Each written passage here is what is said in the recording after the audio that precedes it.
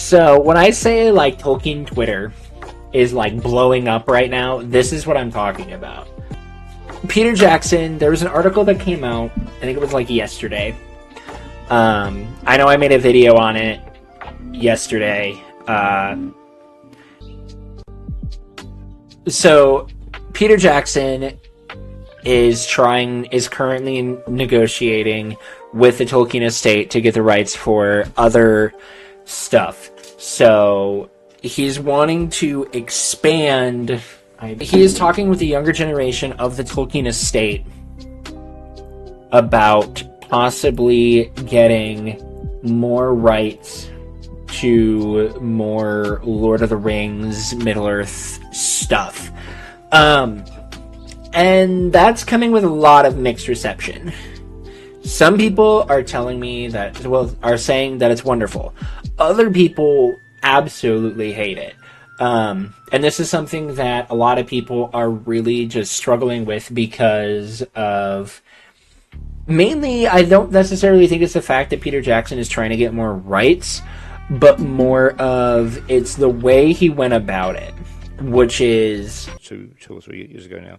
And the younger Tolkiens, the sort of this next generation, are now running the estate, and they're much more, much more open to talking.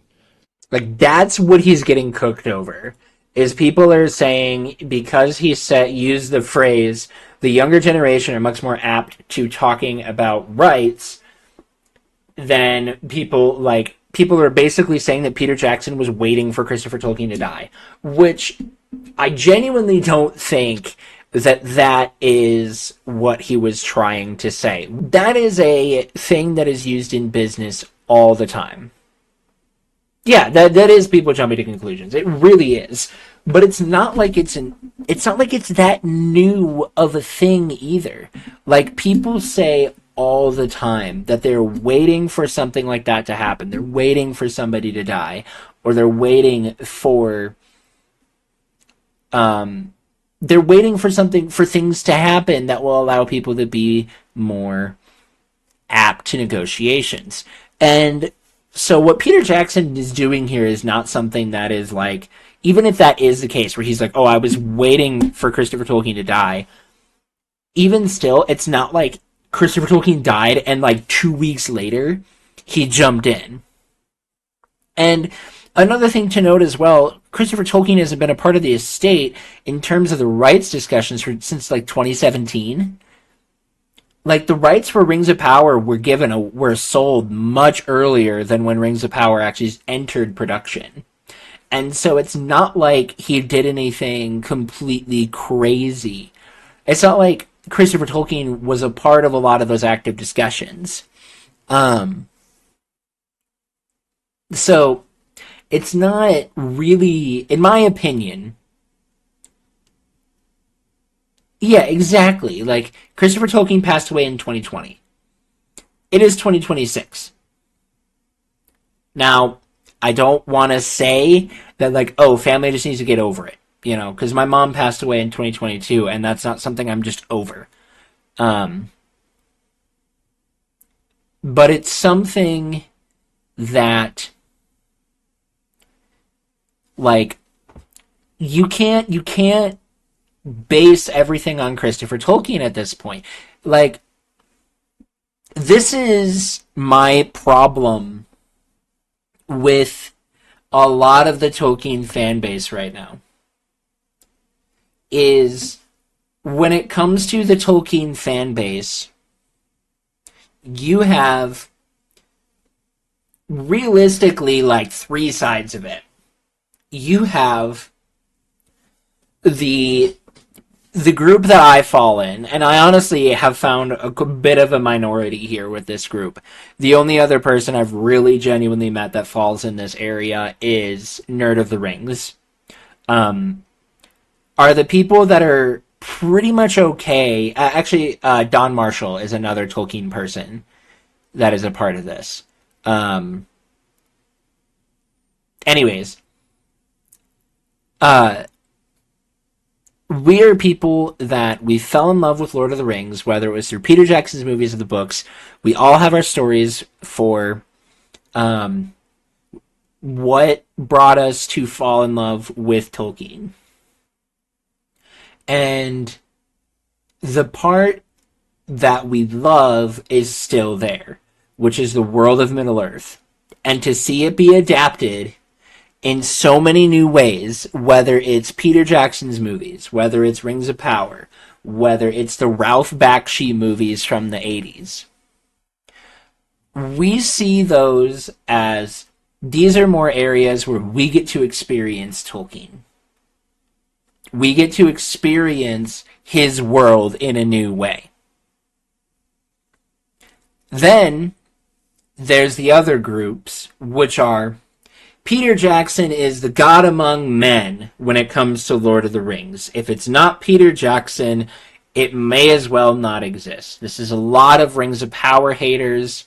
There's a lot of War of the Rohirrim haters, despite the fact that Peter Jackson was involved in War of the Rohirrim. They believe that Peter Jackson, when it comes to Lord of the Rings, can do no wrong. And then there's the third group that are the book purists. And the book purists are probably my least favorite people to interact with when it comes to the Tolkien fandom.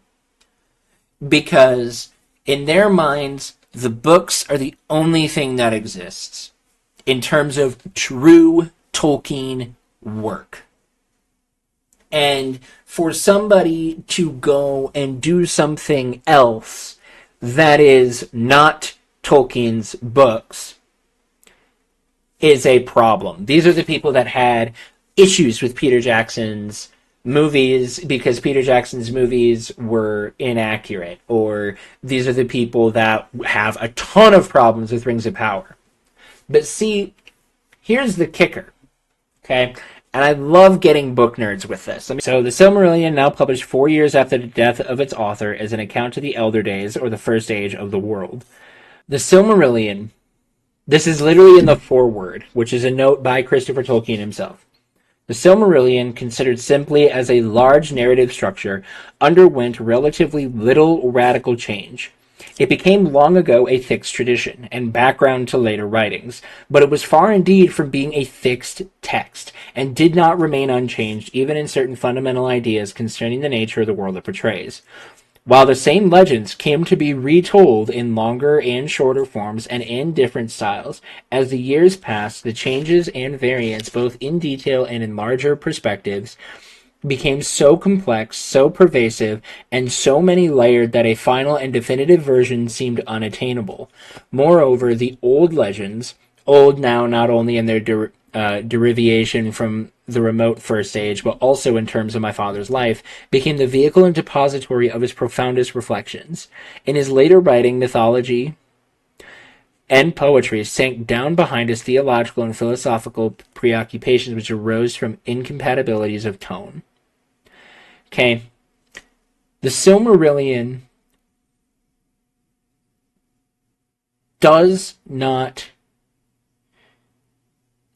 is stated to not be a finished work. A complete consistency, either within the compass of the Silmarillion itself or between the Silmarillion and other published writings of my father's, is not to be looked for, and could only be achieved, if at all, at heavy and needless cost. Moreover, my father came to conceive the Silmarillion as a compilation, a compendious narrative, made long afterwards from sources of great diversity, that had survived in age-long tradition, and this conception has indeed its parallel in the actual history of the book, for a great deal of earlier prose and poetry does underlie it, and it is to some extent a compendium in fact and not only in theory. To this may be ascribed the varying speed of the narrative and fullness of detail in different parts, the contrast, for example, of the precise recollections of place and motive in the legend of Turin Turambar beside the high and remote account of the end of the First Age. Skipping ahead. What this is saying, hi Rubeetle, I hope you're doing well, it's been a while. What this is saying is the Silmarillion is impossible to have as a complete book. Christopher Tolkien himself was not even able to fully finish the Silmarillion. Okay? And if you really want to go down to that nitty-gritty, the only books that were ever fully finished by Tolkien himself, by J.R.R. Tolkien, were Fellowship of the Ring, Two Towers, Return of the King, and The Hobbit. That's it. Every other book that came out since then were finished by Christopher Tolkien. Which means that he probably did things that were different from the rest of his father's work. And so that's something that book purists are going to freak out about, because if the only 4 books that we have that were actually written by Tolkien are the original 4, by definition of a Tolkien canon, we cannot consider the Silmarillion, the Unfinished Tales, any other book. But the book purists will swear by that to the point of freaking out. I have this here on my video on Rings of Power Season 3. Rings of Power fans, are there really any? They just jump so fast to a hate train. Now, I don't know if this person is a book purist, but I could pull up so many different comments on book purism and that issue. So, all of that to say, those are the 3 main groups of Tolkien fans. There's Peter Jackson is a God Among Men. Peter Jackson ruined Rings of Power, or ruined Lord of the Rings. And the third group is the people who are just happy to see more of Middle-earth. It blows my mind how Peter Jackson, who has been so passionate about Tolkien for decades, is wanting to use the gifts that he has to make movies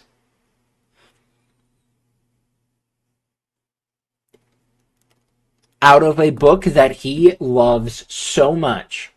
And the fandom is wanting to essentially, metaphorically crucify him for it. It's absolutely wild that is the world that we have come to, that we tell people to follow their dreams and their passions, but now they won't allow him to follow his dreams and his passions for wanting to adapt Tolkien in a form of media that he loves. So one of the things that other people have been talking about in regards to this is whether or not it should be Peter Jackson or should be somebody else. I like what Tea with Tolkien says here. Give someone else a turn. The idea of other minds and hands carrying on Tolkien's legacy through adaptation would be so much more beautiful, fruitful, and interesting. If you actually let other people have a chance at it, I don't want the same creative vision endlessly rehashed. Totally understand that. And I think War of the Rohirrim is an excellent example of letting other people do things. And Tolkien World. This tells me that they're going to proceed with an endless stream of projects regardless of whether they get more material to work with or not. The Lord of the Rings and Hobbit with the appendices will continue to be the new source of films until/if the Tolkien estate agrees to license first stage or Elder Days events. We are already seeing this with the 2 new films that have been announced, both based on minor events in the narrative. The Third Age has some great areas that could be explored, like the Angmar Wars or the War of the Dwarves and Orcs, as long as they aren't treated as an afterthought like the War of the Rohirrim was. I don't think War of the Rohirrim was treated as an afterthought, but that's